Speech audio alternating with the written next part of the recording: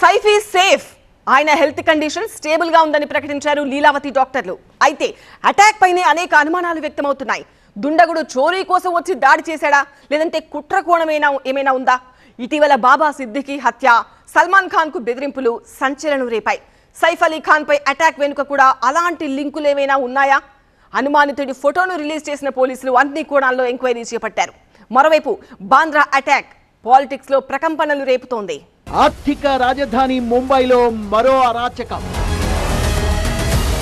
ఫిల్మీ దునియా అడ్డా బాంద్రాలో భయం భయం. సైఫ్ అలీ ఖాన్ పై దాడి సంచలనం రేపింది. ఖాన్ పై దాడి ఎవరి పని, ఎందుకని? అంతటా ఇదే చర్చ.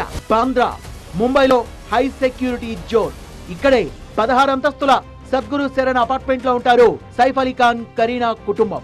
సీసీ కెమెరాలతో అత్యంత పకడ్బందీ సెక్యూరిటీ ఉండే గేటెడ్ కమ్యూనిటీలోకి దుండగులు రావడం అంటే దుస్సాహసమే. కానీ 11 అంతస్తులో ఉంటున్న సైఫ్ ఇంట్లోకి దుండగుడు ఎలా వెళ్లాడు అన్నది అంతు చిక్కడం లేదు. మహానగరం నిద్రలో ఉన్న టైంలో 11వ ఫ్లోర్ లో అలజడి రేగింది. ఎలా వెళ్లాడో ఏమో కానీ ఇంట్లో నక్కాడు దుండగుడు. రాత్రి 2 గంటల టైంలో మెయిడ్ లీమా దుండగుడిని చూసి కేకలు వేసింది.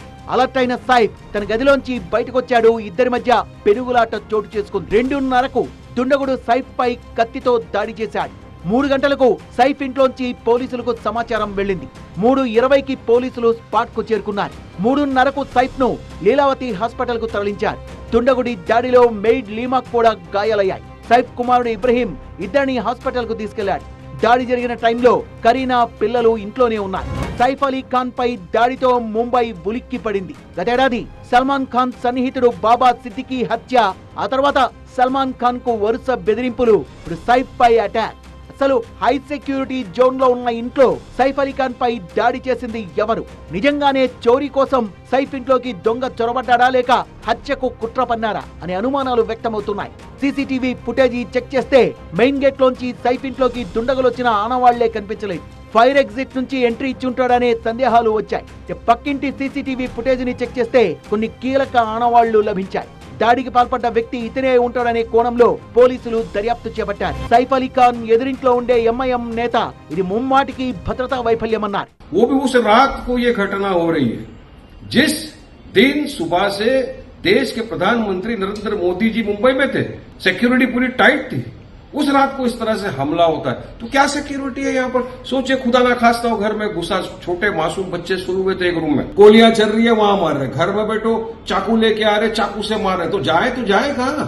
సైఫ్ పై దాడి ఘటన పొలిటికల్ టర్న్ తీసుకుంది. ఇది మహారాష్ట్ర ప్రభుత్వ వైఫల్యమన్నారు ఆప్ చీఫ్ కేజ్రీవాల్. సెలబ్రిటీలకే సెక్యూరిటీ కల్పించలేని వాళ్ళు సామాన్యులకు భద్రత ఏమిస్తారంటూ బీజేపీపై విమర్శలు గుప్పించారు కేజ్రీవాల్. और बॉम्बे के अंदर ये पहला इंसिडेंट नहीं हो रहा. इसके पहले सलमान खान के यहाँ शूट आउट हुआ, बाबा सिद्दीकी का मर्डर कर दिया गया. बाबा सिद्दीकी तो इन्हीं के एनडीए के पार्टनर हैं. उनका मर्डर दिन दहाड़े मर्डर कर दिया गया. अगर सेलिब्रिटीज, इतने बड़े बड़े देश के सेलिब्रिटीज ही सुरक्षित नहीं है, अगर इतने बड़े बड़े देश के सेलिब्रिटीज को भी भारतीय जनता पार्टी की डबल इंजन की सरकार सुरक्षा नहीं दे सकती, तो एक आम आदमी की तो सुरक्षा की बात ही क्या करें. ఒక్క ఘటన పట్టుకుని ముంబైలో భద్రత లేదనడం హాస్యాస్పదమన్న మహారాష్ట్ర సీఎం ఫడ్నవీస్ సైఫ్ పై దాడి చేసిందెవరు? బయటి వ్యక్తులా, లేక సైఫ్ కుటుంబానికి తెలిసిన వాళ్ళేనా? దాడి వెనుక కారణాలేంటి? అన్ని కూడా త్వరలోనే పోలీసుల విచారణలో బయటకొస్తాయన్నారు.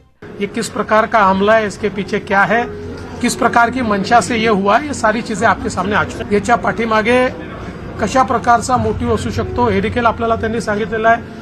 कुठून ते आले हे देखील सांगितलेलं आहे. याच्यात पूर्ण कारवाई चालू. మహారాష్ట్ర ప్రభుత్వ ఆదేశాలతో ముంబై క్రైమ్ బ్రాంచ్ ఆధ్వర్యంలో విచారణ స్పీడ్ అందుకుంది.